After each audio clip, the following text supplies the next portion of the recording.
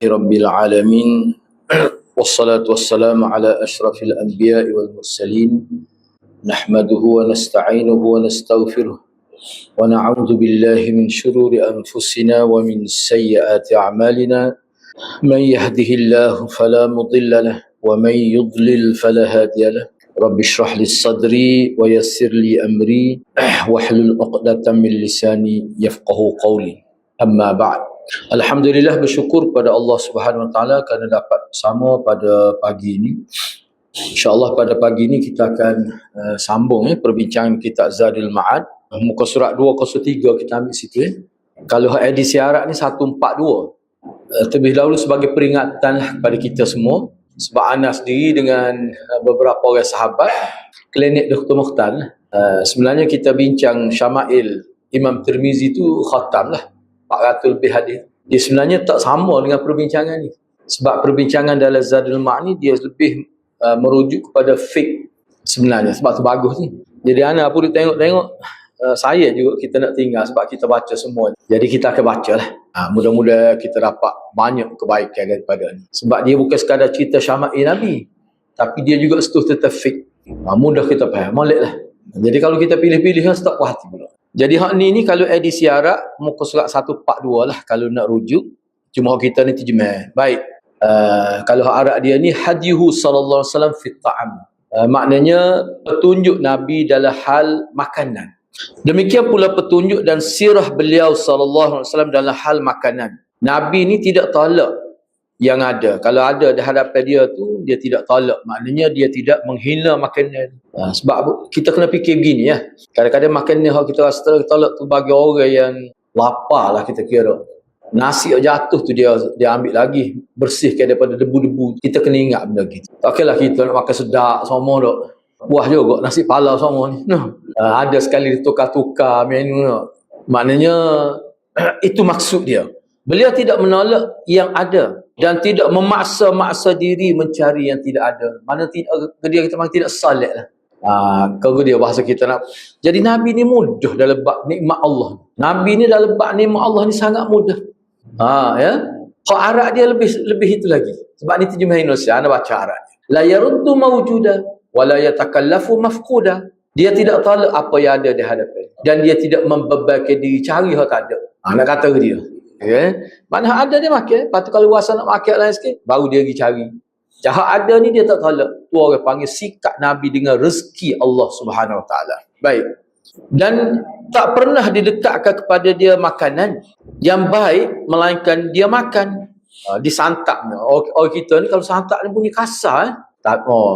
Kalau bahasa Kelantan, ditimbuknya. Itu tu berat. Sebenarnya ni, melainkan, apa ni, akalah, dia makan lah. Gitu. Sebab orang kita ni kalau santak ni bunyi ala raja lah. Tapi kalau guna untuk orang bawahan ni, kita lah kita ni. Bunyi macam pelik. Aku buat santak ni. Macam buat nganyi. Kecuali jika beliau tidak berselera. Dia akan makan kecuali kalau dia tidak berselera. Illa an ta'afahu nafsuh. Kecuali maknanya selera dia tak ada. Maknanya Nabi tak akan hina makan dia. Tak akan menampak ke hina makin ni. Tu sikap. Inilah orang panggil pekoh ni. Inilah orang panggil hadiyun Nabi sallallahu alaihi wasallam, petunjuk Nabi. Sebab tak ada kata pengalaman kita baca Syama'il lain tak sama ni. Tak sama. Jadi kalau dalam keadaan Nabi tak selera makan, beliau tinggalkan makannya tanpa mengharamkannya ataupun tanpa sebut yang tak baik pada makannya. Kalau orang kita Allah minta maaf lah tak lalu hari ni. Kadang-kadang kita sebut gitu. Beliau sallallahu alaihi wasallam tidak pernah mencela sesuatu makanan. Jika beliau menyukai, nescaya dimakannya. Dan jika tidak, maka ditinggalkan. Sebagaimana beliau sallallahu alaihi wasallam pernah meninggalkan makanan, makan dak. Nabi pernah tidak makan dak. Sahabat-sahabat dia makan depan dia. Sejenis biawak. Dia tak ada apa. Sejenis biawak pasir ni lah. Dia ada dulu saja sebut cerita ni. Beberapa orang pok kita dah kosak pun tahu. Ada orang baru masuk Islam. Dia sembelih bewak. Dia buat paprik dia buat kari lah sini. Katanya dia ajak pok kita makan. Betul lah tak ada gitu. Jadi pok kita kata, aku berkira ni tak ada tak. Dia kata dia tahan juga di belakang mulut dia. Enggak benar tu. Tu dia panggil bewok tu. Bukan dhab. Curah habis. Dia silapkan dia baru masuk Islam. Tapi dia ni semangat Islam kuat lah. Anak dia pun ngapa kau lepas pada tu lah. Kan jangan awak gurau bagi lagu ni. Cuba tengok molek sikit. Pok kita, anak tak ada, pok kita tanya, pahala dia lagu mana? Sebab dia pala dengan ekor tu dia beza faruk. Tidak. Jadi Nabi tak makan dhab kerana Nabi tak biasa makan. Namun Nabi tidak mengharamkan makanan itu ataupun tidak kutuk makanan itu. Bahkan makanan itu dimakan di hadapan dia oleh para sahabat. Nabi tengok gitu lah. Itu sifat Nabi. Sebab juga orang beri makanan kita, Allah kawan tak berhimna, orang beri kita. Ambil, lepas tu beri kat orang lain. Ada tu perangai, ada istilah dia, malah nak sebut. Setengah orang tu kan, kalau orang berakhlak tinggi, orang dia akan ambil. Alhamdulillah, terima kasih banyak. Lepas tu dia beri kat orang lain, beri kat jiran dia ke. Tu cara kan. Inilah orang panggil hadyun Nabi, bimbingnya Nabi. Nabi SAW pernah makan kuih dan madu yang merupakan makanan kegemaran Nabi. Anak mula-mula saja nak sebut ni, kita belajar ni. Dulu mula-mula kita belajar di sekolah harap dulu, kita faham ke? Sebab gini ada ustaz anak sebut kata Nabi ambil gula tapi sikit dengan kadar sedikit. Bila kita ngaji, untuk guru kita kata Nabi tak pernah ambil gula. Kalau dalam syama'in Nabi Ta'am ni, Nabi guna madu nak memaniskan makan. Tu betul lah. Anak pernah dengar ada seorang ustaz kata Nabi kena kecil mani. Anak tak tanya ustaz tu dia ambil mana maklumat tu. Wallahu'alam lah. Kita tak je dengar tu. Sebab Nabi ni stamina cukup. Lepas tu dia pun jaga makanan Nabi. Cuma kalau dari riwayat, dekat dia ketika dia ujung usia tu, perut dia agak ke depan sikit. Kerana faktor dia lemah tubuh dalam setelah dia naik tubuh lah. Tapi tidaklah siapa perekat dia panggil apa ni, zatul batn. Zatul batn ni makna orang yang punya perut. Makna bahasa Arab bila sebut zatul batn, makna orang yang bucik lah. Tak sampai tahap tu Nabi. Beliau SAW pernah pula makan daging unta, daging domba, domba ni mana beri lah, jenis beri gitu. Daging ayam, daging hubara. Hubara ni sejenis burung yang leher dan paruh dia agak panjang lah, berwarna abu-abu ni agak kelabu. Warna abu, kelabu lah kita tu. Daging kedalia, dalam riwayat sebuah tak makan tu daging ahliyah. Hemar ahliyah. Ni hak liah. Ada setengah ulama dia kata hak ni termasuk hemar wahsy ni termasuk zebra tu. Kuda belah tu. Ada yang kata begitulah. Tapi kuku mana pun, kalau kita tengok cerita di Khaybar kan, tu Nabi tak semakan tu dia panggil himar ahliyah. Himar apa? Himar kapung lah. Kapung tu. Hak liar ni Nabi makan. Dan makan hasil laut Nabi makan juga. Begitu pula Nabi SAW makan daging panggang. Rotok. Rotok ni kurma yang belum dijemur.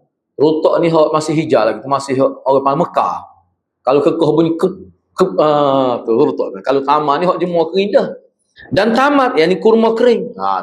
Beliau SAW pernah minum susu tak capur, susu murni, susu tak capur. Dan juga susu tak capur. Nabi minum juga. Sawik ni biasa kita terjemah macam bubur lah. Makanan dia pula ada tepung hintah dengan syair.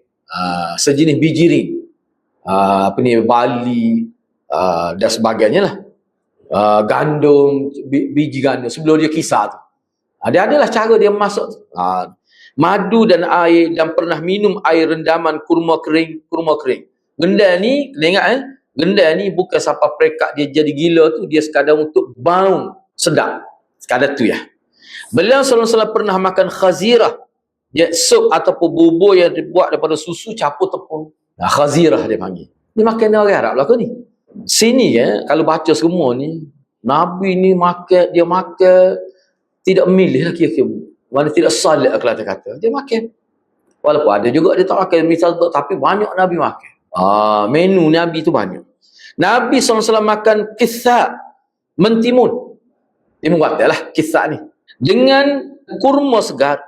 Hak sebenarnya. Sebab kalau tengok harap ni maknanya kurma segar. Rotok tadi lah. Makan aqid, mentega kering. Makan kurma dengan roti. Makan roti dengan cuka. Roti dengan cuka ni ada ketika Nabi makan. Kalau tengok dari riwayat, dia pergi rumah sahabat dia, tak ada makan ni. Sahabat dia tu berasa sebab salah. Jadi dia hidayah juga kepada Nabi. Roti, lepas tu cuka. Cuka ni cuka, bukan cuka tiruan ni. Tak. Cuka daripada buah tu lah awak tu. Kalau kita kat cuka dia, nipah misalnya. Jenis gitu. Adalah ketikanya. Bahkan dalam riwayat tu Nabi puji sebaik-baik. Maknanya adalah cuka. Nabi kata, maknanya Nabi menghargai walaupun sesimpel itu. Itu cara Nabi. Kalau boleh ikut ni hadrat, banyaklah kepala kita dapat. Kerana ingat ke Nabi. Makan sarit. Roti dicampur dengan daging kuah. Sarit ni, masa anak belajar tu, guru anak kata, ni macam daging cincang itu. Maka limpa panggil, maka dendeng mana daging hak dia kerak lah. Nipis lepas tu dia jemur. Hak ni sebenarnya dia ada proses dia lah. Dendeng ni, kita sebut dendeng juga. Dia cuma orang Arab ni, biasa makan ni dia bawa pergi musafir jauh. Bila dia nak makan, dia itu air sikit, dia jadi lembut, dia makan gitu ya. Dia zat tu tinggi lah muka daging. Dia biasanya ni, kalau kita learn ni kan, kita kata makan dia segera lah. Tapi hak ni tak bahaya sebab dia tak ada campur gapo. Makan debak labu air. Labu air yang telah dimasak. Dan beliau sangat suka. Ni antara kegemaran Nabi ni. Kita kata sakit orang. Tak ada sakit orang pun Nabi berhimna ni. Masalah orang kita bukan masalah labu air. Beliau selalu juga makan yang direbus.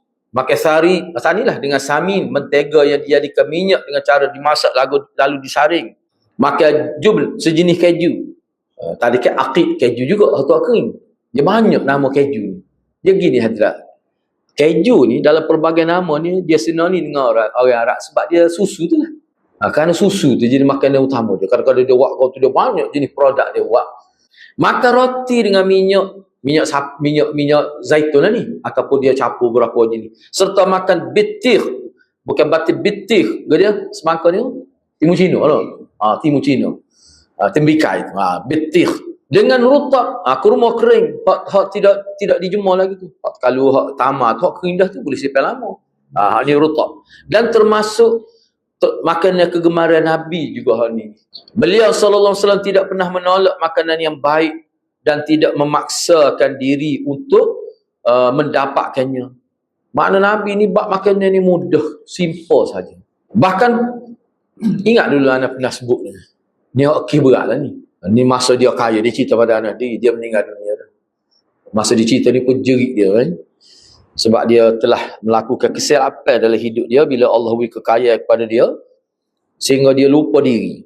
Sial juga dia anak perempuan dia pun kadang kelik pun 12 malam, kadang-kadang tak kelik. Dia cerita kanan dia di Masjid Teliput. Sebahagian anak dia sempat dia tarik semula kepada sunnah. Hak perempuan ada setengah tu dia terpaksa biar kita nak buat apa. Sebab lama dia tak jaga anak dia. Kaya sekarang mana dia? Tak tahulah kaya tak ayat. Cuma nak ayatnya piti banyak sehingga kalau dia nak makan nasi sepinggir, dia kata pergi syahalat. Dia ambil tiket pergi balik. Makan nasi sepinggir. Berapa tiket zaman dulu? Pergi balik. Kita katalah 900 dah. Nasi sepinggir ke berapa? Tak kira 900 sepinggir. Tu sekali dengan pinggir pun tak sampai 900. Lepas tu saya dia kempen, saya dia makan nasi di Cepak Temenggong. Nasi ayam kapung. Ambil tiket pergi balik juga. Lepas tu dia menyesal. Dia cerita pada anak di Masjid Teliput. Dia kata lagu mana Ustaz? Dia kata tak apa lah. Mana benda tu pernah berlaku, bertaubat lah. Tu dikira melampau dah. Tu maksud melampau. Nabi ni tak ada langsung tu. Makan ada. Kalau dia nak, dia cari lepas tu. Tapi ada dia makan. Mudah. Tidak memaksa. Takalluf ni tidak memaksa-maksa diri. Bahkan petunjuknya dalam hal ini adalah makan yang mudah didapatkan.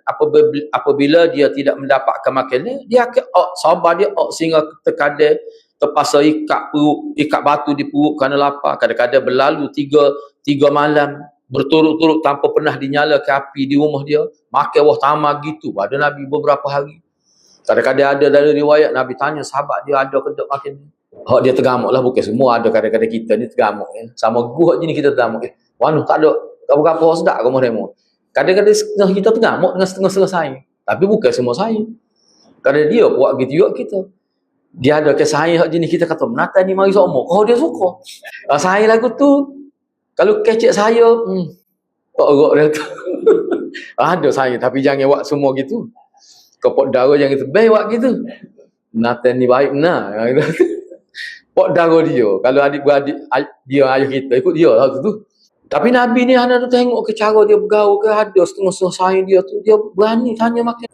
Makna Nabi ni memang cara dia kan. Tapi bukan semua boleh buat gitu. Baik, cuba kita tengok lagi di sini. Umumnya makanan Nabi SAW diletakkan di atas lantai yang dialas tikar. Tapi ada juga meja dalam riwayat ada juga. Ada ketika. Mana mudah Nabi. Katil pun ada Nabi. Itulah tempat makan beliau SAW. Beliau sallallahu alaihi wasallam biasa makan menggunakan 3 jari, lalu menjilatnya selasa. Profesor Dr. Abdul Razak Badar, dia ulah ni dan ana petik juga sebab dia Syah apa ni, Imam Suyuti ni ada juga bincang apa ni, Imam Suyuti. Lepas tu ana tengok Syekh Ubaidillah As-Sindi, dia kata Nabi jilat jari dia tu kena faham molek, bukan gini jilat sebab kita pun jadi perik kelih. Dia urah dia tu. Jilat ni maknanya dia menghabiskan makanan melekat di tangan dia. Dan makanan tu jenis makanan macam nasi. Kalau jenis kuah pulut diri, kuah lekat dia jilat lagu tu logar ke lain. Tidak. Dia bincang tu. Tu kita pernah bincang di klinik Dr. Mokhtar tu, bila kita sapa bab tu, ana cari maklumat sebab kita nak faham lagu mana ni. Sebab Nabi ni asas dia bila dia makan, dia tidak menjijik kau. Orang tidak rasa jijik. Jadi kalau jilat lagi tu pulut dia tu dok, makan dengan tangan tu, kita rasa pun musakim lah ke ada tu. Ataupun tak tahu rasa mana. Kena jaga molek tu.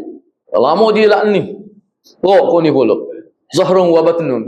Oh nyanya dia tak kena faham molek tu. Sebab tu maksud dia sini Profesor Dr. Abdul Razak Badar kata dia menghabiskan makanan. Kukuh kat sini tu kira habis dah tu. Tak payah jilat tu. Tu maksud dia sebenarnya. Sini dia poin paling utama. Dr. Abdul Razak kata tidak membazir. Tu sebenarnya. Inilah cara makan paling baik dan utama, yakni tidak membazir. Sebab orang sombong akan makan dengan 1 jari. Lagu mana makan dengan 1 jari? Kau celup kuah dengan jari. Tak apa, kita baca dulu. Sedangkan orang rakus makan dengan kelima-lima jari. Dan beliau makan tidak terburu-buru. Jadi kalau makan dengan 5, dia gini, hak ni anda tengok dalam syarah, dia kata hak ni bergantung kepada orang panggil uruf setempat. Makan sejari ni, anda tengok dalam syarah, dia kata kiasan kepada orang yang gaya dengan orang yang bergaya dengan gaya yang tidak wajar dan berlebihan untuk tunjuk keangkuhan. Kita kata makna guna jari ni, makna setengah-setengah makan ni jenis makan kita kata jenis bagi hak boleh lekat di jari dia awak gitu. Macam setuh gitu, nak ayat sombong. Maksudnya gitu. Sebab Nabi sebab tak ada orang makan dengan sejari ni. Sebab ada dalam riwayat sebut tu, kalau makan dengan 2 jari tu, hak tu macam dianggap sebagai syaitan. Hak ni sebenarnya dia bergantung pada urus setempat. Kalau di tempat kita ni, cara makan sama lagu mana? Tu Nabi tak sehnya. Nabi nak ayat tak seh tu. Dia bergantung pada gaya tempat tu. Sebab masalah duduk lepas ni kita akan bincang. Jadi ulama kata setengah tempat, kalau duduk gini dianggap kurang adab. Tapi setengah tempat itu biasa. Kena tengok, kena tahu. Jadi Nabi ni, dia sebut di sini ni, maknanya dalam konteks budaya Arab. Itu maksud dia. Kalau 5 jari ni dianggap rakus. Tetapi kalau kita makan nasi, 3 jari tak erat. Dia kena 5 jari. 5 jari itu lagu mana? Kau siapa naik pakatan ni lah. Masuk ruah yang ketiga. Tu mata rakuh tu. Sekat ni sudahlah. Sekat dia panggil ruah fasal athani sudah. Hanya fasal salih ni. Pasti ni. Tu maknanya kena tengok keadaan. Gaduh kan kita tengok setengah-setengah bangsa dia nak nasi dia kepak gitu berok. Ni. Kan biasa kita ada setengah-setengah bangsa gitu. Kita kata. Kita silap. Buat dia gitulah kau. Tak email begitu juga. Tak boleh nak kata. Okay. Tak payah sebutlah bangsa mana tu. Kita boleh agak lah. Tapi kita kalau makan dengan tangan, taklah siapa kena sini. Gitu ya. Ni gitu. Bro. Tapi bobok dia ni memang dia kasar lah. Dia pernah pergi ambil. Depan rumah kita tu ada pokok paru. Pokok paru tu bahagian orang panggil perumah apa ni, kontraktor tanah lah. Setiap rumah dia letak sebuah pokok. Kita duk jaga pokok tu. Dia mari ambil habis pohon buah. Ada jiran mahu. Dia kata bukan pokok awak ni. Pokoknya untuk Jadi dia duduk situ beberapa orang. Dia mau nak mahu, dia mahalau dia. Rupanya pokok paru lain dia ambil juga. Dia pergi ambil sampai tinggal pokok. Tak ada paru, pokok saja. Sekala pokok paru. Dia jenis lagu tu perangai dia. Tak, anda sebut ni maknanya kita sebut secara umum, tak tahulah apa jadi kasar lagu tu. Tapi kalau kita ikut hadiyun Nabi SAW, kita akan faham. Sebab tu ana buat catatan di sini.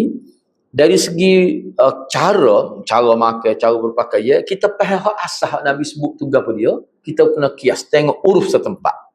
Beliau SAW tidak pernah makan sambil bertelkan. Bertelkan ni nyenggen lah. Duduk di atas satu lampu, tokak. Duduk bertelkan ni ada 3 bentuk dalam hadis pada sebut. Bentuk pertama, bertelkan di atas satu sisi tubuh. Orang Kelantan panggil nyengging. Masa tu Nabi tak pernah duduk. Nabi duduk gitu, ada Nabi duduk gitu, duduk buat dengan Sayyidina Bakar, ada gitu dalam riwayat. Tapi tidaklah masa makan buat gitu.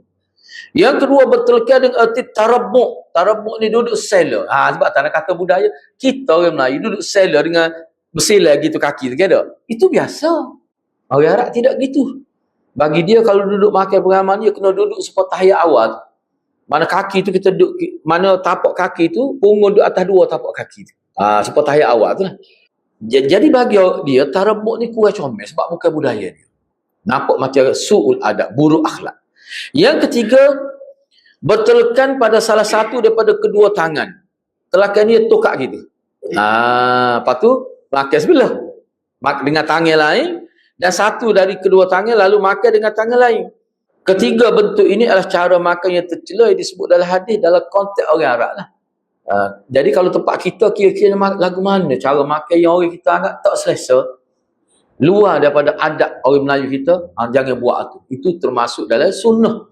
Kena tahu tu. Beliau sallallahu alaihi wasallam sentiasa menyebut nama Allah Subhanahu wa taala pada awal makan dan memujinya ketika selesai. Nabi baca bismillah lah. Yalah kita kata kita nak baca doa makan sebab hak paling sahih juga bismillah lah. Hak kata doa makan tu setengah ulama pertikaian. Tak apalah dia hadirat tu. Sebab anda tengok bagi anda tak apa sebab tu, tapi bismillah jangan tinggal. Sebab tu asal. Sehingga dari riwayat tinggal tak ingat bismillah di tengah makan, dia teringat baca. Dari riwayat sebut.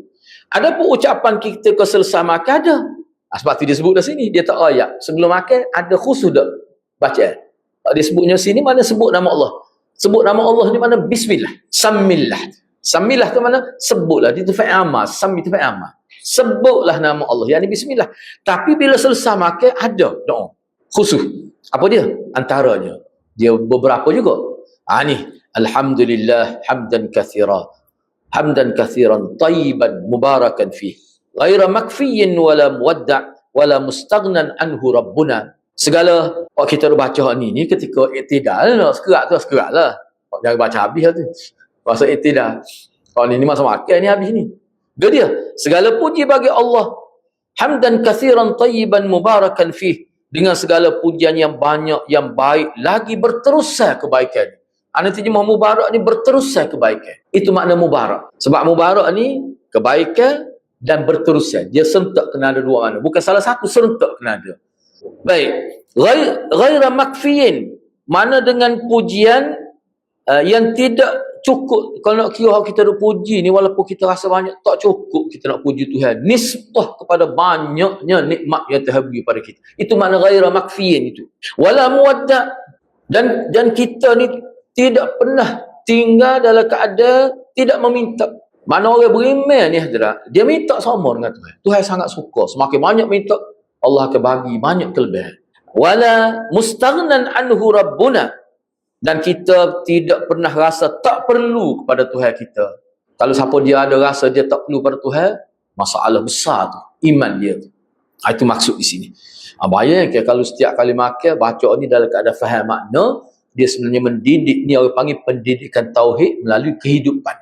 Ada pula ketikanya beliau sallallahu alaihi wasallam baca hak ni. Dia banyak sebenarnya. Ni antara hak ni panjang lagi. Bila selesai makan Nabi baca ni. Alhamdulillahilladzi yut'imu wa la yut'am. Manna 'alaina fahadana wa at'amana wa saqana wa kulla bala'in hasanin ablana. Alhamdulillahilladzi at'ama min at-ta'am wa saqa min asy-syarab wa kasa min al-'urid wa hada min ad-dalalah wa bassara min al-'ama wa faddala 'ala kathirin mimman khalaqa tafdila. Alhamdulillahi rabbil alamin. Ini panjang sikit ni. Segala puji bagi Allah, Tuhan yang telah memberi makan dan dia tidak diberi makan. Dia telah memberi nikmat kepada kami dengan memberi kami petunjuk, memberi kami makan dan memberi kami minum. Dan setiap ujian yang baik ditimpakan kepada kami. Segala puji bagi Allah yang memberi makan dari jenis-jenis makanan, memberi minum dari jenis-jenis minuman, banyak minuman, banyak makanan, memberi pakaian setelah sebelumnya tidak berpakaian, memberi petunjuk sehingga tidak sesat, memberi pandangan sehingga boleh nampak kebenaran, tidak buta daripada kebenaran, dan memberi kurnia yang banyak melebihi daripada makhluk lain. Allah beri rezeki pada manusia lebih banyak daripada rezeki yang Allah beri pada makhluk lain. Segala puji bagi Allah Tuhan semesta alam. Ada juga Nabi baca gini. Kadang-kadang Nabi baca ni. Ni untuk kita lah, jawab pendek ni. Alhamdulillahilladzi at'ama wa saqa wa sawwara. Ada lagi hal lain pun. Segala puji bagi Allah yang memberi makan dan minum serta memudahkan masuk sawar ni. Mudah kita masuk air pun mudah tanpa sakit tekuk. Masuk pun selesa. Bila masuk tu tamu-tamu kalau masa puasa, teguk hak mula-mula tu hadrat cerah mata dia masuk ke tekuk. Siapa dia buat gitu? Sebab ada setengah orang bila masuk tendai balik, mutah dia. Macam-macam Allah uji manusia. Kita ni dah selesa molek. Tu semua tu adalah merupakan nikmatun min ni'amillah. Nikmat daripada nikmat Tuhan. Apabila selesai makan, beliau sallallahu alaihi wasallam maknanya menghabiskan makanan di jarinya. Kerana terjemah tu dasar pada hak Syekh Ubaidillah. Mereka tidak biasa menggunakan sapu tangan untuk mengelap tangan-tangan mereka. Mereka tidak terbiasa juga mencuci tangan-tangan mereka setiap kali selesai makan. Maksud dia gini, ni dari segi dia ada maksud ni macam bahasa berkiah lah ni. Maknanya anak pun tengok juga sebab sini dia gini. Ni kita jumpa dahulu dalam syarah ni. Maksud dia tidak sapu tu maknanya dalam keadaan makan dia tak habis lah gitu maksud dia. Bukan habis suruh basuh tangan ke bersih tangan tu ada dalam riwayat.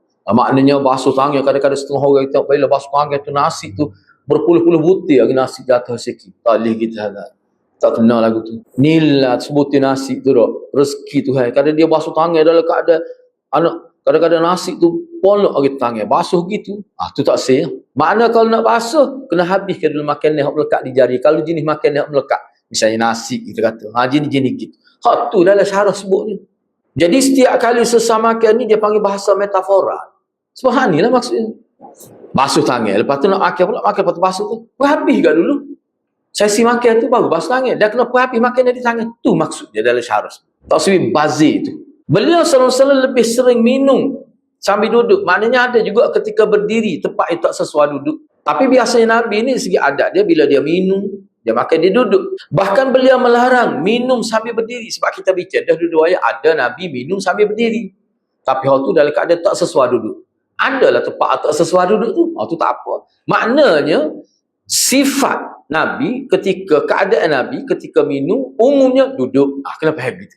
Tapi ada juga ketika berdiri ada bila keadaan tak sesuai. Tak sesuai tu kita fikir sendirilah keadaan macam mana. Bahkan beliau SAW melarang minum sambil berdiri. Pernah satu ketika beliau SAW minum sambil berdiri. Dikatakan riwayat ini telah mansuh oleh riwayat larangan itu. Tapi ulama kata berdiri ini tidaklah kata haram. Cumanya tak molek, su'ul adab, buruk akhlak. Tetapi dalam keadaan tertentu boleh berdiri. Tengok keadaan sesuatu. Dah kita tak ada kursi, lepas kita pun sakit lutut. Tak setebel.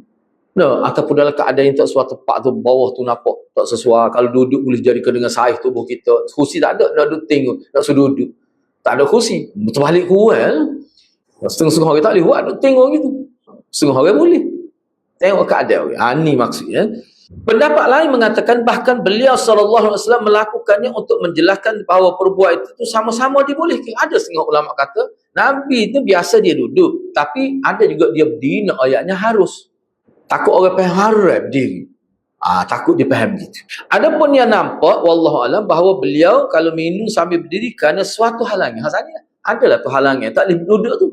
Baru dia berdiri. Jadi redaksi kisah ini menunjukkan sedemikian. Kalau kita tengok teks dari riwayat tu, ada sebab Nabi berdiri. Sebab ada setengah ulama kata dia sakit lutut. Sebab ada ketika Nabi sakit lutut, Nabi kencing sambil berdiri. Ada disebut. Ada setengah kata kerana tempat tu tak sesuai duduk. Hukum mana ada kata Nabi sakit lutut. Ada. Sebab beliau selalu datang ke sumur Zam-Zam dan orang-orang sedang mengambil air dari, maka beliau mengambil timba lalu minum daripadanya. Ada juga dalam keadaan berdirilah pada waktu ni. Keadaan tu. Pendapat yang benar dalam masalah ini adalah larangan minum sambil berdiri. Itu betul. Memang Nabi larang. Adapun bolehnya minum sambil berdiri hanya berlaku saat terhalang untuk duduk kerana ada halangan. Tapi kalau kita boleh duduk, kena duduk. Itu sunnah. Dengan demikian hadis-hadis dalam permasalahan ini kita boleh jamak. Kita tak boleh tolak hadis Nabi sebut sambil berdiri. Cuma kita letak sesuai dengan keadaan dia. Itu dia panggil kita jamakkan di antara dua hadis yang zahir nampak bercanggah. Kalau hadis itu sahih lah. Baik, apabila beliau SAW minum, maka sisanya diberikan kepada orang di bahagian kanan, meskipun orang di sebelah kiri lebih tua daripada di sebelah. Maksudnya kalau gila bekah lah, kalau gila bekah. Alik kiri pada, alik kanan pada, Nabi bui alik kiri dia. Dalam satu hadis kan, Anas duduk tepi dia, Anas tu muda lagi. Bui kepada Anas dulu. Tak ada lah, cerita tu panjang juga lah. Hak tua-tua duduk tepi, nak ayatnya hak duduk sebelah kanan. Lebih diutamakan. Itu sunnah juga. Tapi kalau bui hak kiri pun tidak kata haram. Tapi nak ayatnya dari segi hak mana sepatut didahulukan, dari segi kemunasabahan sunnah hak sebelah kanan. Baik, habislah di situ. Kali ini kita masuk pasal petunjuk beliau sallallahu alaihi wasallam dalam bab pergaulan dengan keluarga. Ini tu juga penting ya, sebab kalau kita tengok Nabi ni, maklumat ni sebenarnya banyak. Sebab apa? Sebab Nabi ni dari segi berkeluarganya, isteri dia ni ramai. Sampai 9 orang. Setengah kata sebelah capur semua sekali dengan hamba. Ada sampai sebelah. Tak apalah.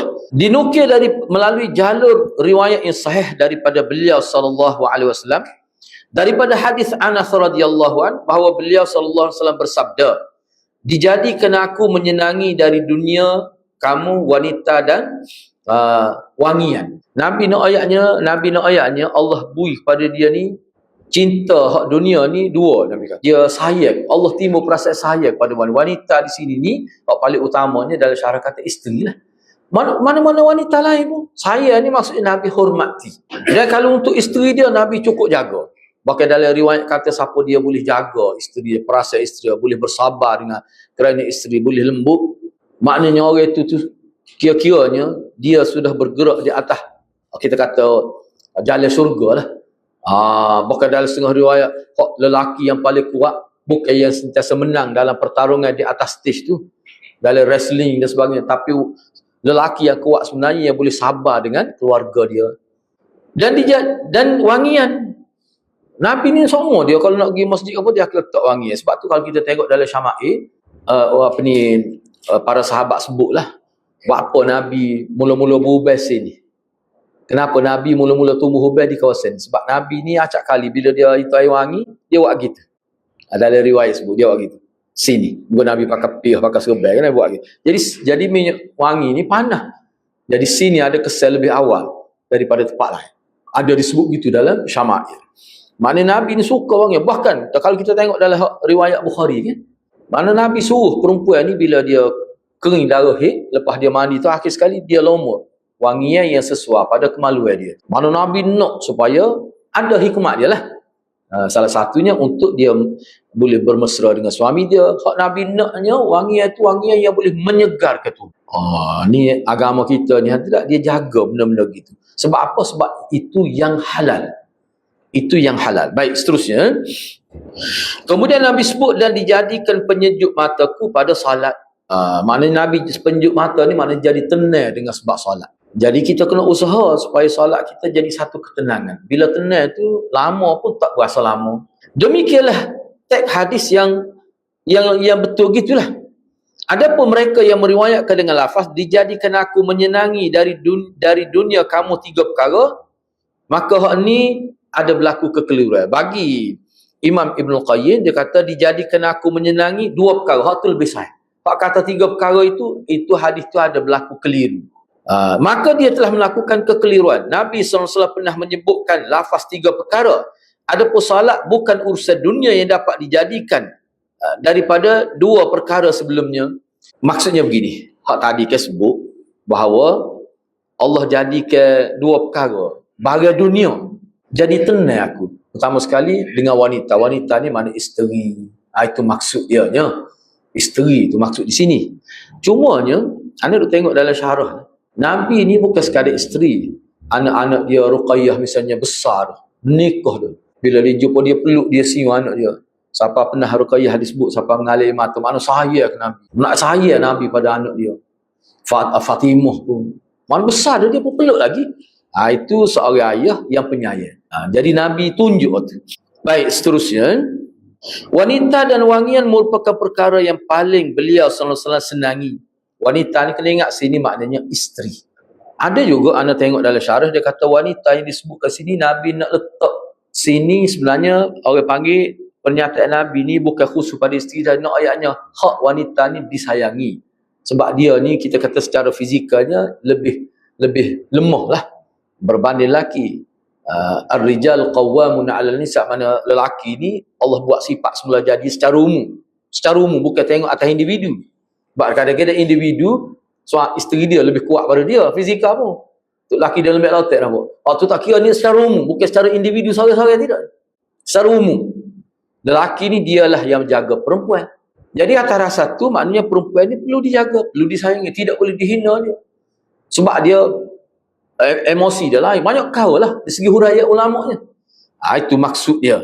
Tambah-tambah lagi, kita kata ibu kita, adik-adik kita, isteri kita, lebih-lebih lagi. Lagi, Ana nak sebut sikit lagi sini. Ana juga baca, kenapa banyak hadis-hadis Nabi sebut tentang perempuan. Kebanyakan ulama mengatakan Nabi nak buat, orang panggil saki baki jahiliah, yang meletakkan perempuan ni adalah makhluk kelas 2, kelas 3. Mana perempuan ni sama saja. Peruntukan dalam agama untuk dapat naik darjat sama dengan lelaki. Mana kalau lelaki ni naik darjat bukan kerana dia lelaki, tapi kerana dia ikut kehendak Allah. Jadi sesiapa yang ikut kehendak Allah, patuh pada perintah Allah, dia akan naik. Tak kira dia perempuan ke lelaki. Itu maksudnya. Kalau dalam riwayat ada sebut perempuan ramai ahli neraka, ada juga riwayat sebut lelaki ramai masuk neraka. Ada juga, ada berlaku. Kita kena ingat benda-benda gitu. Nabi nak buat tu, orang panggil pemikiran jahiliah, yang memandang perempuan ni sebagai makhluk Allah yang lemah sehingga mereka hina. Ada setengah tu bila perempuan mari tu kan, duduk bilik suku-suku, tak boleh makan sekali. Setengah tu letak suruh balik rumah mak dia. Ada setengah tu buat bilik khusus, pintu keluar, zaman jahiliah. Siapa begitu sekali? Tu Nabi nak buat tu. Baik, seterusnya.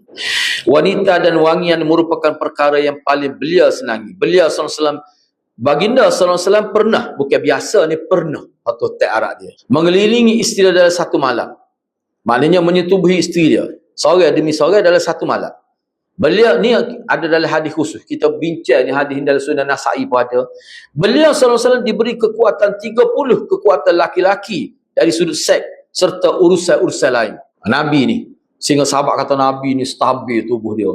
Sahabat pernah tengok Nabi berlatih kuda pada waktu malam. Dia tak pegang tali kekal kuda. Mana dia boleh kedudukan pinggir ke bawah ni, dia boleh duduk tetap atas belah kuda, dekat ada kedua belah tangan pegang pedal. Dia duduk berlatih untuk berperang. Pecuk kuda tak jatuh, mana stabil tubuh Nabi. Apa tu? Fizikalnya seimbang. Baik. Allah Subhanahu Wa Taala menghalalkan baginya dalam masalah itu hal-hal yang tidak dihalalkan kepada seorang di antara umatnya. Dari sudut berkahwin ni, memang dia lebih peruntukkan daripada Allah, lebih daripada kita. Lelaki ni biasa setakat 4 orang. Nabi ni lebih. Sebab apa? Kekuatan Nabi. Jadi kita kena ingat ada tak? Muhammad Qutub dalam kitab dia Syubhat Haula Islam tu, bila golongan orientalis kritik Nabi, dia kata Nabi ni gila seks, gila perempuan. Tengok pemimpin dia lagu ni, dia boleh nikah siapa berbelah-belah orang. Pengikut dia sekat 4 orang ya. Lepas tu orang lain bila nikah janda dia boleh kahwin dengan orang lain. Tapi janda Nabi, kita nak sebut janda Nabi pun kasar tu. Mana Ummahatul Mukminin tak boleh nikah dengan orang lain bila Nabi wafat tadi. Dari segi hukum ni. Tengok tu, alah ke dia lain, alah ke anak pengikut ni lain. Ni ingat ada hendak. Jangan kita tengok sekara. Nabi ni harta saka, keluarga dia tak boleh milik, anak dia tak boleh. Kita boleh. Semaya tahajud setengah ulama kata wajib bagi Nabi. Kita sunat makat. Maknanya banyak Nabi ni lebih berat. Lebih berat. Gak kalau nikah ramai ni lebih berat lagi sebenarnya. Ada seorang ustaz dia kata, dia sebut Hana, Tausalah dia, kamu kena beli 2 set atau kena letak rumah Nisa. Allah ni tak apa, PDF. Lega sikit. Bahasa Bukiyah. Kena 2 dapur dia kata. Dia kata apa itu tak mikir kau sebelum tu. Dia jadi susah hidup dia. Kata tak sah dah susah lah. Nikah dah kena jaga. Amanah tu. Bapa Allah beri pada Nabi peruntukan itu. Allah Maha tahu Nabi mampu. Kenapa Allah beri 4 orang untuk itu? Sebab setakat tu yang mampu. Allah Maha tahu. Sebab apa Allah Maha? Sebab dia buat kita. Kalau tak percaya tu, mana kita tidak beriman kepada Allah. Mudah ya. Dalam agama kita simple ya. Buat ikut hak Tuhan Yesus. Itu makna beriman kepada Allah. Beriman kepada Allah. Dan Nabi ni banyak perkara dia lebih teruk. Maknanya dari segi bebanan syariat lebih berat daripada umat dia. Kita kena tengok. Jangan tengok dari sudut tu saja. Beliau SAW membahagi di antara isteri-isteri dalam hal bermalam, yang giliran berpoligami lah, dan juga nafkah Nabi bui sama. Mengenai urusan cinta, maka beliau biasa berkata, Nabi ni sangat adil dari segi zahir. Cumanya masalah batin. Perasaan saya pada isteri ni, hak tu Nabi pernah kata gini, Ya Allah, inilah pembahagianku pada aku apa yang aku miliki. Maknanya dari segi keadilan fizikal, orang panggil giliran berpoligami, masalah makan minum, semua dia boleh buat dengan adil. Cumanya, maka janganlah engkau mencelakakan aku. Makna kira salah terhadap aku pada apa yang aku tidak miliki ni, pada apa yang aku tak boleh nak buat. Hak ni dia gini, anda nak sebut sikit lah dalam ni ada syarah dia. Sebabnya gini dalam syarah sebut, Nabi ni dalam konteks perasaan, dia minta maaf dengan Allah supaya Allah hampunkan dosa dia. Kalau dikira salah, dia minta maaf. Sebab dia lebih sayang pada Aisyah daripada isteri lain. Masalah perasaan ni tak boleh nak buat dia. Sebab tu dalam agama kita, dalam kitab Fiqh sebut, dalam syarah hadis sebut, kalau seseorang yang berpoligami, perasaan dia lebih sayang pada lain, setakat tu tak apa, tak dosa. Payah perasaan. Tetapi dia akan berdosa jikalau layanan zahir tidak adil, baru dikira berdosa. Sebab tu dalam kitab Fiqh Syafi'i, kalau beli ikan bekok lah aku. Dia tak sebut ikan bekok tu. Cuma dia sebutnya kalau beli ikan jenis harga ni belakang. Kena adil. Hak tu kena buat. Dan hak tu manusia mampu buat. Tapi berkait dengan perasaan, tengok pada isteri dia hati lebih tenang, hak tu payah tidak? Itu perasaan manusia tu payah. Hak tu Nabi minta maaf ni. Isteri Nabi pun faham. Dekat Nabi nak wafat kan, Nabi macam gelisah tanya bila gila Aisyah. Isteri Nabi faham, Nabi nak dilayan oleh Aisyah ketika dia sakit, dan sakit tu berakhir dengan kematian. Isteri Nabi faham, maka isteri Nabi pun berilah giliran dia kepada Aisyah pada waktu itu. Tapi isteri Nabi ni tak sungguh sebab Nabi ni sangat adil.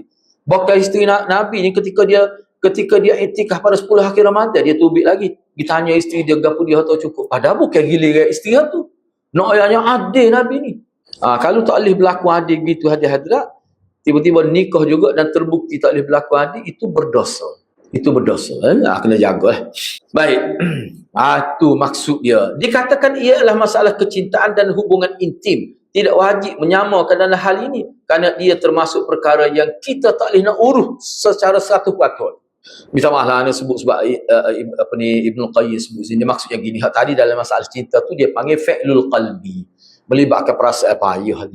Dia hak tu kalau kita jaga, jangan tubik keluar, tak apa. Isteri lain tak akan sakit hati. Ni masalah tubik keluar lah. Dia sebut sama. Apa bahasa gini? Hak itu masuk sedap lagi. Kata lagu tu buku belamel lah. Dia tak. Duk banding masuk ke isteri pertama, isteri kedua. Tak boleh lagu tu. Hak tu tak betul tu. Pergi perasaan tak apa. Lepas tu lagi sebut dari segi hubungan kelamin. Boleh jadi semasa dia bersetubuh dengan ni, boleh jadi perasaan dia tidak sepenuhnya. Isteri dia tak tahu. Jadi makna dia boleh rasa ketika setubuh dengan ni rasa lain. Hak benda-benda gitu, hak tu Nabi minta maaf. Kalau ada perbezaan dari sudut tu, itu di luar kemampuan. Tak apa tu. Tak apa tu. Nak ayatnya dalam agama kita ni, yang dituntut kita berlaku adil ni makna secara hak zahir. Secara zahir. Perasaan tak nak. Sebab ginilah kita kata. Anda ambil contoh mudah. Masa Tok Buana pun dia kata, dia buat contoh ni juga. Dia kata kita ada anak 10 orang. Contoh saja ni. Dosa ke tidak? Kalau kita perasaan kita lebih mesra. Mana kita rasa lebih tenang. Tapi kita layan sama anak kita.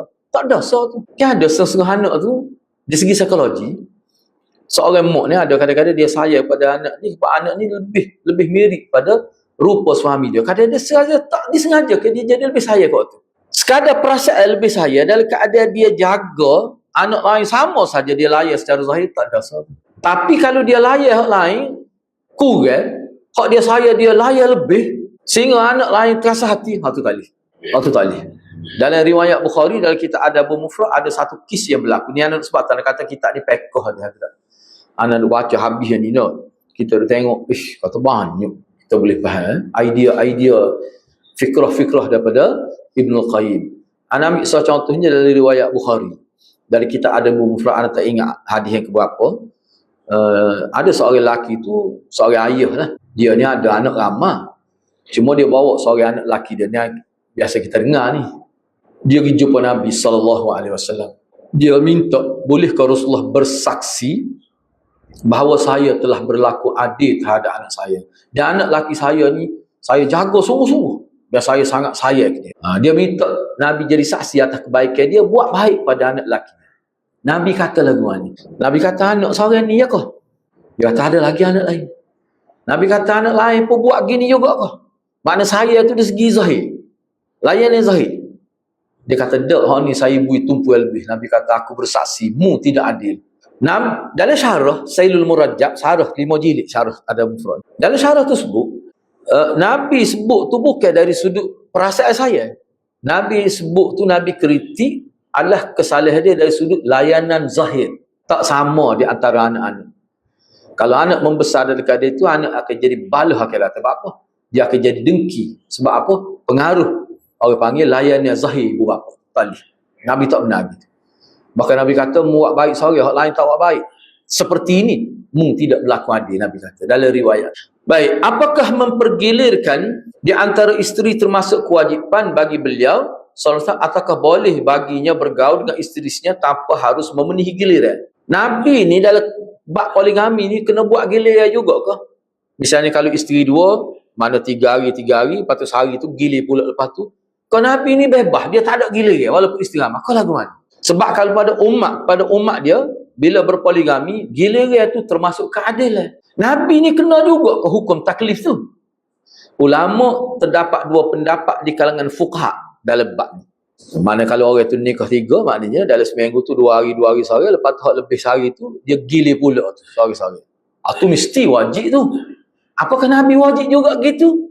Kau lagu mana? Jadi ulama berbeza pendapat pada 2 pendapat. Beliau sallallahu alaihi wasallam adalah orang yang memiliki isteri terbanyak di antara umat ini. Ibnu Abbas berkata, menikahlah, sesungguhnya yang terbaik dari umat ini adalah yang paling banyak isteri dia. Hak ni merujuk kepada yang boleh berlaku adil.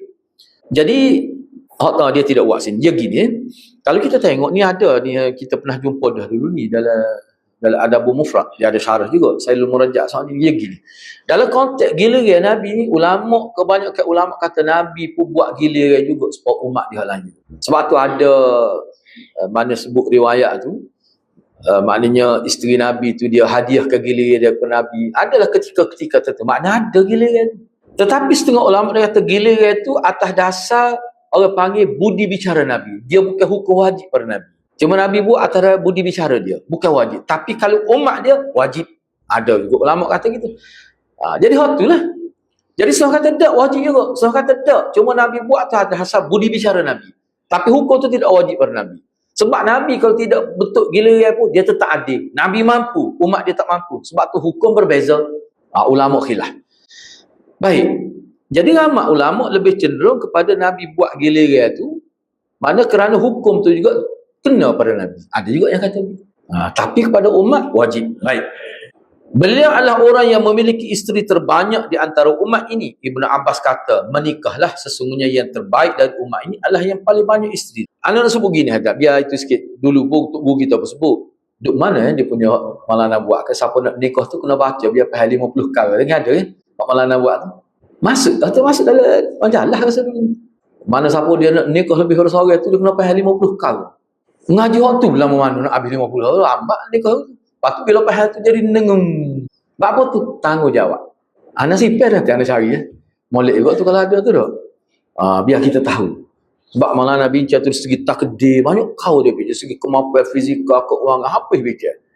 Anak ayatnya, anak baca dalam kitab dia panggil Al-Musaharah. Hubungan persembendaan di antara sahabat dengan sahabat ni bagi kasara laba-laba. Sayyidina Ali, saya pada Sayyidina Umar, siapa ubi anak dia kan? Ingat ada? Anak dia, rupanya Sayyidina Umar ni natu dia. Padahal anak Sayyidina Ali ni, muda menang Sayyidina Umar tua, tapi dia nak keturunan. Orang baik. Tak apalah. Kalau anda nak sebut sininya, bapa zaman sahabat ni nikah ramah ni, kita tak sekira zaman jahiliah ni, ramah tanpa had. Kalau tu Islam sekap. Tak boleh sekap pak lah. Sebab dulu ada sebutlah riwayat kata Abu Sufyan 20 lebih bini. Kalau bini siapa 23 ni dah. Anak berapa? Kalau 5 seorang berapa? Lepas tu dah kau nak caranya. Kadang-kadang tak ingat anak nama. Tak ingat. Tak cek anak dia. Kita 5 ni pun tak tahu sekolah dia jauh apa. Tak tahu. Pergi sekolah telefon ini. Kata berapa anak kita? Anak awal. Tak apalah. Anak-anak sebut di sini ya, dalam buku tu sebut. Dia kata kita kena faham. Zaman Nabi ni, dia pendidikan yang Nabi sampaikan kepada umat ni lain. Nabi berjaya mendidik masyarakat sahabat ni menjadi insan yang bertanggungjawab. Itu memang disebut. Sebab apa? Sebab bila jadi perkahwinan berlaku pun dia berlaku dalam keadaan molek. Masalah bercerai boleh berlaku. Orang molek tahu nak sana bakar pun ada bercerai. Dia sebut dalam itu, dia kata banyak berlaku kes hasil pendidikan Nabi, sahabat-sahabat ni berebut-rebut nak menjadikan isteri kedua, ketiga janda-janda yang suami dia mati syahid. Sebabnya Nabi sebut dalam riwayat, janda yang terbaik kalau untuk dikahwini ialah yang dia punya anak yatim ramah, dia janda, suami dia mati dalam peperangan. Jadi sahabat Nabi kelebihan tu. Jadi pendidikan itu maknanya berkahwin atas niat tanggungjawab. Nabi berjaya bentuk masyarakat. Sebab tu perkahwin dia jadi barakah. Kita ni nikah ni atas siapa? Kena fikirlah. Lepas tu tempat kita ni lain. Sebab apa? Pendidikan tu tak siapa molek. Ada setengah tu bila anak dia nikah, anak tuna nikah dengan janda pun muda lagi anak seorang. Dia kata lagi mu tak cerah jangan balik. Tak balik pakai hari ni. Mu tak cerah. Tu cara kita. Lepas tu dia kata ada ke istilah peko bewok hidup. Dia panggil bewok. Bukan bewok tu orang. Peko bewok hidup. Apa duk tanggung anak orang. Tak ada dalam fikir dia tu anak yatim tu. Nabi kata seorang yang kita jaga anak yatim. Ana wa kafilul yatim kahatain ke Nabi sebut. Aku dengan orang jaga matalan yatim sebagai kedua jari. Sebab tu sahabat dia ambil tu dengan niat tu. Tu jauh beza tu. Jadi kalau nak kata sunnah, buat sahabat lah kita buat ni sunnah lagu mana kena kaji semula. Kena mikir semula tu. Sebab tu mana nak kata tu. Kena tengok tu. Nabi Mai takut jadi terabai tanggungjawab. Anak tak ada nak cara, berdosa besar pula sih. Nak jawab daripada lagu mana. Inilah kita dapat haji ni. Bimbingan Nabi ni. Jadi waktu dalam kitab Musaharah ada. Molek kitab tu. Baik. Nabi SAW pernah menceraikan isteri dia. Kemudian rujuk kembali. Ni ulama khilaf ni. Ulama khilaf ni. Ada kata tak, memang berlaku cerai sungguh. Tak apalah, ada. Kita tidak nak bicara tu. Nabi SAW pernah menceraikan isteri dia, kemudian rujuk kembali. Setengah kata tak ada cerai pun. Beliau SAW pernah pula melakukan ilat bersumpah untuk tidak mencampur isteri yang waktunya terbatas selama 1 bulan. Namun beliau SAW tidak pernah melakukan zihar, yakni cerai dalam bentuk mentashbihkan anggota badan isteri dengan anggota badan ibu dia. Zaman Arab jahiliah dulu, salah satu bentuk cerai yang menghina isteri, dia cerai gini. Dia kata belakang dia, sumpah belakang mak kawan. Maksud dia cerai isteri dia. Dia panggil zihar. Mana dia sebut dia menyamar ke isteri dengan mak dia tu, mana dia tak akan setubuh dengan arti dia cerai. Tu lafaz cerai yang menghinakan. Istilah tak benar gitu. Tetapi kalau ditanya awak sebut gitu maksud cerai kau? Ulama kata jatuh salah. Cuma perbuatan tu tak molek. Itu cara jahiliah. Sesungguhnya keliru mereka yang mengatakan bahawa Nabi pernah melakukan zihar. Tak betul ni. Hanya sahaja aku menyebutkan di tempat ini untuk mengingatkan buruknya kesalahan itu. Dan kita nak nisbahkan perbuatan buruk pada Nabi yang mana Allah telah bebaskan Nabi daripada perang sifat-sifat buruk. Tak sesuai lah. Tak sesuai lah. Kena berhati-hati. Sebab itulah salah satu kaedah yang disebut oleh Khatib Baghdadi misalnya. Dia kata kalau kita tengok dalam satu hadis, menampakkan Nabi ni rendah budi. Nabi ni tidak tinggi darjat dia. Nampak orang kemacar dia kalau kita tengok dia. Hadis tu bermasalah. Sebab Nabi ni tidak begitu. Baik, seterusnya. Perjalanan hidup Nabi SAW bersama isteri-isterinya merupakan contoh tauladan dari sudut muamalah suami isteri, dari sudut kebagusan dan akhlak dia. Tak ada lebih tinggi daripada Nabi dari segi muamalah dengan, dari segi muasyarah dengan isteri. Beliau SAW mengirim kepada Aisyah anak-anak perempuan Ansar untuk bermain bersama dia. Ni pun kita tidak nak bicara, tidak nak bahas lah ni. Tidak nak bahas ni. Jika Aisyah menginginkan sesuatu yang diperbolehkan, niscaya beliau menurutinya. Apabila Aisyah minum daripada satu bekah, niscaya Nabi mengambil bekah tersebut dan Nabi meletakkan mulut dia pada tepat mulut Aisyah. Noyak ke musrah. Bila Aisyah tengok, Aisyah rasa senang hati.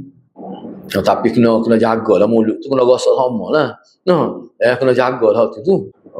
Nabi, kalau kita tengok dalam hadis mesra Nabi, Aisyah kata ketika aku mari hid pun, kalau aku makan ni tu, Nabi letak mulut dia situ. Daging, kalau misalnya daging yang ada di tulai, aku kekeh pergi ke Nabi dan aku. Kadang-kadang aku dalam keadaan hid pun, mana nak ayatnya, Nabi layak isteri dia ni bukan sebagai wanita yang kotor semasa hid tu, fizikal dia tu. Kecuali pada tempat kemaluan tu, ialah Nabi tidak suruh kita jaga. Takut tersalah di situ, itu jatuh kepada hukum haram lah. Baik, seterusnya. Ini kemesraan Nabi lah. Apabila Aisyah makan arq, arq ni, ni hak nak sebut. Arq ni hadis-hadis tulai yang terdapat daging. Makna tulai tu kita kata pohon lah, kita kata pohon, ada ke daging tu, boleh pegang tu. Maka beliau mengambilnya dan meletakkan mulutnya di tempat yang digigit oleh Aisyah. Jadi Aisyah rasa suka, senang hati. Ni orang panggil kemesraan. Ada ketika Rasulullah bersandar, mana orang panggil letak kepala di paha isteri dia.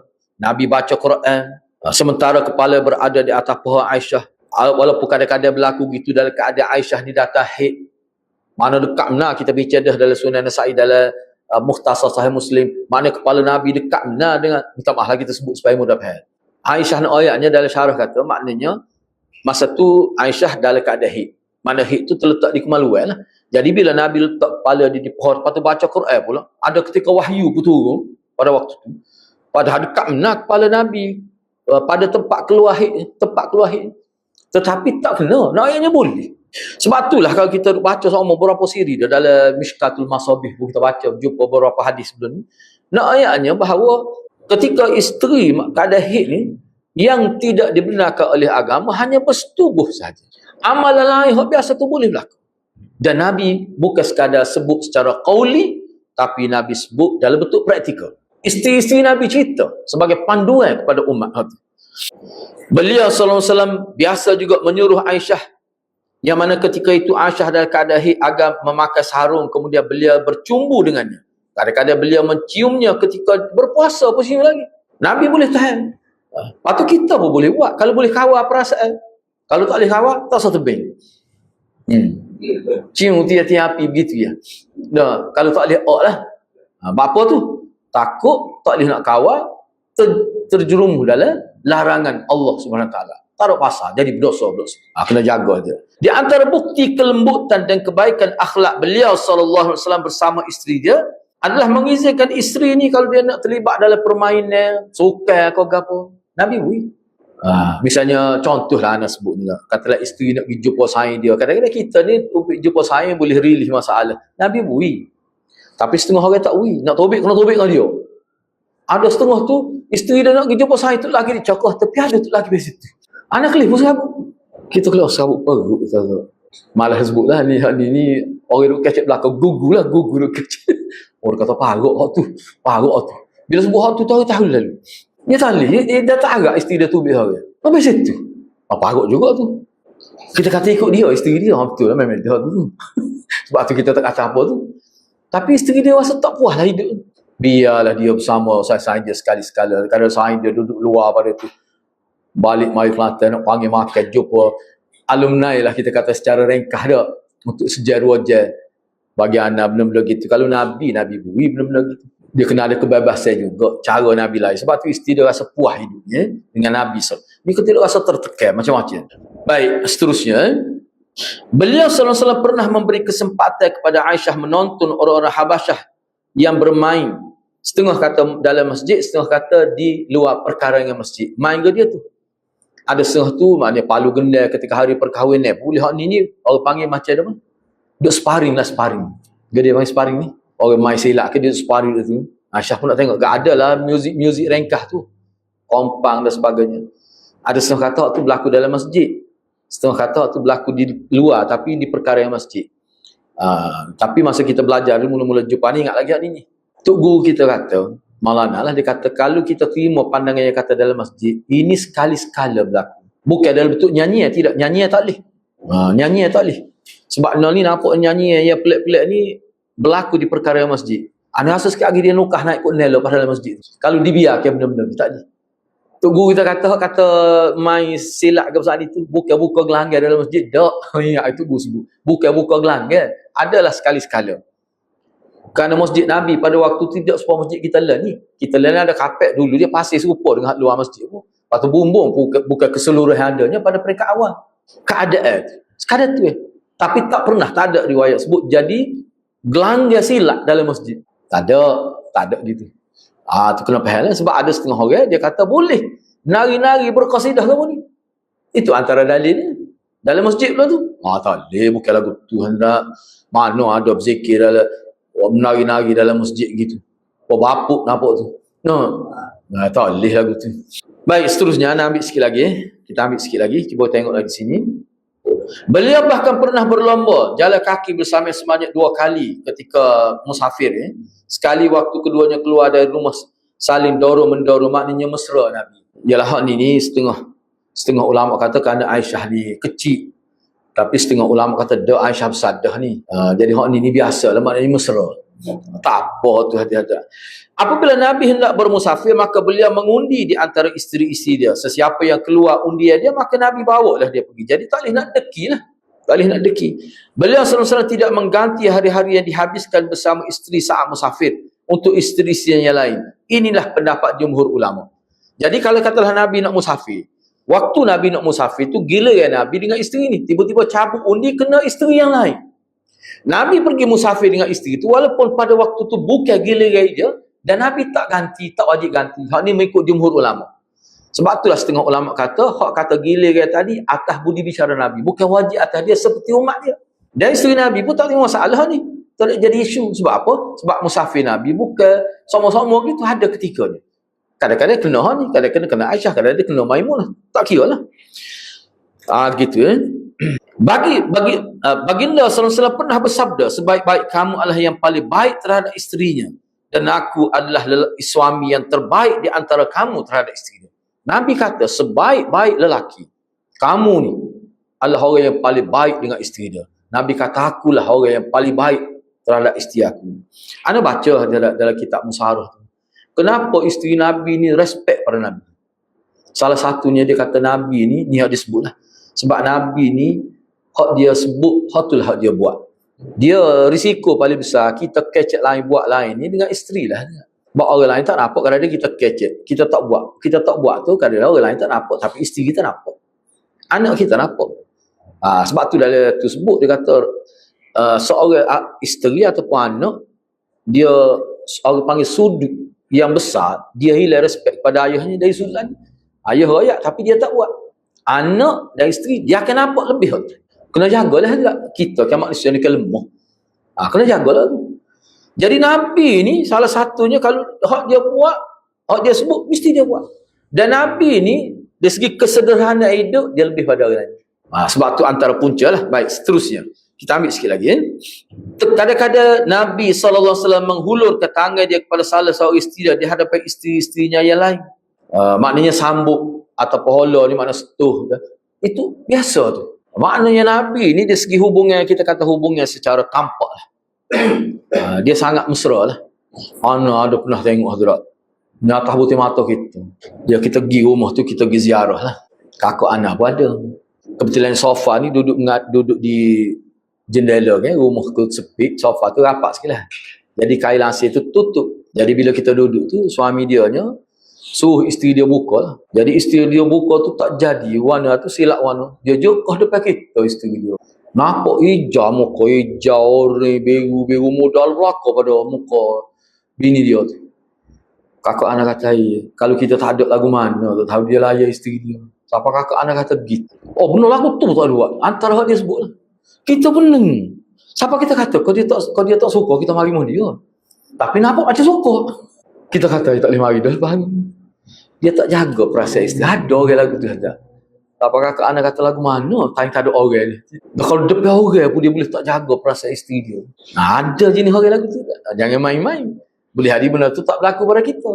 Kita perhabis perenggan ni lah sikit. Biasanya selesai solat asar, beliau berkeliling di antara isteri-isterinya. Beliau mendekati setiap mereka dan bertanya khabar di segi keperluan cukup ke tidak, walaupun bukan giliran dia. Ini Nabi buat ketika Nabi itikaf. Pada Nabi buat, jika malam menjelang baginda pergi ke rumah isterinya yang giliran tu dan mengkhususkan malam untuknya. Mana kalau giliran isteri tu dia tak tidur di rumah isteri lain, tetapi dia pergi rumah isteri lain sekadar nak bertanya khabar, takut ada tak cukup berah atau tak cukup apa keperluan lah. Nabi tanya. Beliau SAW, ni kata Aisyah berkata, beliau SAW tidak melebihkan sebahagian kami atas sebahagian yang lain dalam hal tinggal bersama ketika mendapat giliran kerana berpoligami. Nabi jaga benar. Hubungan poligami giliran Nabi jaga. Aisyah kata, jarang sekali ada hari di mana beliau SAW tidak datang kepada kami semuanya Maknanya walaupun dia duduk di giliran rumah lain, dia akan tanya khabar isteri lain. Dari sudut keperluan itu cukup ke tidak. Bahkan Nabi mendekati pada setiap isterinya tanpa menyentuh hingga sampai ke rumah isteri yang mendapat giliran. Kalau dia tanya khabar apa tidak, kata duduk siung bini tu ketika bukan giliran dia. Nabi jaga bab-bab lagu tu. Dia tanya khabar gitu ya. Lalu baginda bermalam di sana untuk isteri dia hak giliran dia. Maknanya Aisyah kata Nabi jaga benar. Gitulah hadirat. Kemudian untuk seterusnya tu kita bincang dalam sesi akan datang lah. Banyak hadirat. Cuba hadirat baca sendiri lah. Sebab Ana baca. Banyak kita boleh ambil panduan. Dia tak serupa dengan kita baca Syama'il. Dia tak sama. Ini lain. Kadang-kadang banyak Ana dah tengok Ibn Qayyim, dia macam buat kesimpulan. Kita boleh nampak lah. Bagus lah hadirat. Masalah tu jijik lah. Masalah. Tak apalah hadirat. Moga kita tak tahu mati bila tu. Dah baca sekakak kita boleh. Tapi bagi anaknya, anak sedikit lah. Untuk anak lah kita dah baca. Banyak kebaikan kita boleh ambil. Jadi anak sestakat itulah. Mudah-mudahan Allah berkati kita semua. Aku qouli hadza wa astaghfirullahal azim li wa lakum. Wassalamualaikum warahmatullahi wabarakatuh.